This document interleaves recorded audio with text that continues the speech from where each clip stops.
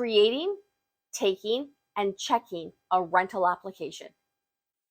A rental application collects all the information a landlord will need to know to make a decision to approve or decline the applicant. It's important that the information that is gathered is not discriminatory and is only needed or used for the purpose of the specific tenancy. Since each rental unit may be a little different, the landlord can customize the rental application form to suit the needs unless a standard form is prescribed by local laws. Information you can ask for includes full name. It is helpful to see a piece of government-issued identification to confirm they are who they say they are, and to ensure you have their full name and not just a short name or a nickname.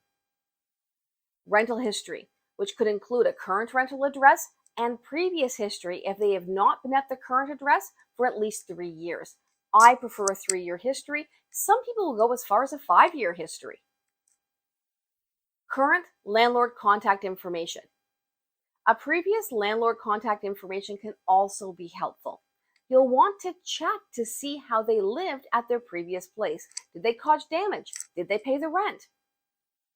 Information to obtain a credit check, such as the date of birth, social insurance number, or social security number. Be aware, a tenant is not obligated to provide you this information. If the tenant refuses the information and the landlord is unable to obtain a credit report as a result, the landlord may decide to move on to another applicant for this particular rental unit. Income information. And note, this is income information and not employment information. A tenant need not be employed to qualify for housing, providing they have an alternate source of verifiable income. Consider a senior on fixed income. Occupants within the rental unit. The landlord will want a list of all planned occupants for the unit, with names and date of birth or age at the time of tenancy. This could include children, relatives, roommates, etc. The rental application and/or information collected cannot be discriminatory. This means a landlord should not be collecting information regarding race, ancestry, place of origin, color, ethnic origin, citizenship, creed, sexual orientation, gender identity, marital status, disability, or the receipt of public assistance. The landlord will want to verify income for at least the past 3 years.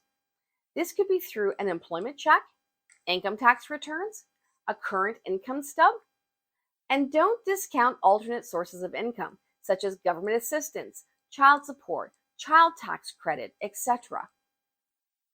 Be wary of pay stubs without verbal confirmation from a reputable employer or income tax returns to verify, as fraudulent pay stubs and employment documents have been utilized to scam a landlord into renting a unit to an unqualified candidate. Ensure the income sources match with the credit check or dig a little deeper. In addition to the income source, a credit check is very helpful to determine whether or not the applicant pays their bills in a timely manner. If the applicant does not pay bills in a timely manner, there is a strong possibility that the rent may not be paid on time or at all. If the applicant does not have a credit history, then the other sources of information are particularly important. Finally, a previous landlord check can make or break an application. Many landlords will not provide information, but will answer a direct question. Questions you should consider asking are: verify the applicant's name and the dates they rented from this landlord. How many people lived in the rental unit? Did the person pay the rent on time over the past 12 months? Were they ever late? Was a notice to terminate for late payment or behavior issued to the tenant at any point during the tenancy? Has the person provided a proper notice to vacate? Does the person have a pet? Has a recent inspection of the unit been performed? If so, are there any anticipated damages? And finally, would you rent to them again? A landlord reference can provide you with valuable information about how the tenant has behaved in the past, and it could be a good indicator for future behavior. If the income, landlord reference, or credit check are all excellent, then you've likely got a great tenancy ahead of you. However, if one or more of the checks are unexpected or poor, then you may need to take a good look at the risk of accepting that particular tenant. You can always consider a guarantor. For a guarantor, I do an income check and a credit check. Both must be excellent for me to consider moving forward. If the applicant has a substandard check and does not have anyone that trusts them enough to help them out, then I generally will not take the risk. But it's up to you.